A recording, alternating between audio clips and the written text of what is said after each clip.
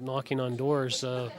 We heard the anything but conservative message, but when we started to hear, like I'm voting NDP, you'd suggest to the people, well, who's your candidate, and they couldn't tell you the name of the candidate running in the riding.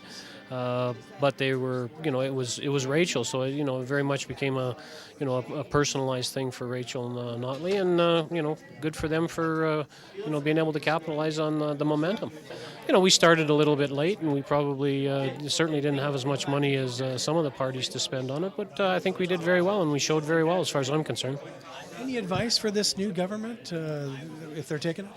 Well, I think that obviously they're going to have to listen. I mean, that's the big thing. I mean, as you heard from Mr. Jean. I mean, it's you're not privileged just because you're in government. I mean, you're there to represent the people, and that's what they have to always maintain. It's quite a huge change from or deviation from what we were at, and it's going to be a learning experience for all of us, I think. For me, tomorrow, my leave of absence from the city is done, so I'm back on city council, which is a job that I love tremendously, and I thought that this may be a bit of an extension of that.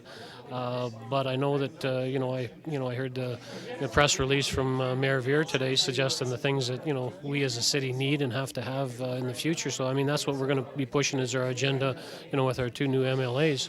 Polls were indicating that the NDP were making great strides, but this is Alberta, and I still felt, in my stomach that there would be, a minority government, not a majority. The people have spoken. What did they say tonight? Well, they absolutely despise the PCs and not going to put up with any of that kind of crap anymore. Do you see that there might be some kind of a coalition in the future, or is it too early to get into that, is there a lot of animosity that would be hard to overcome? What do you think? Well, I'm sure there'll be a little bit of animosity, but I've always believed that the Wildrose is just the next evolution of the Conservative movement. We are picking up more conservative-minded voters all the time, so I think that this will just lend itself to that, right?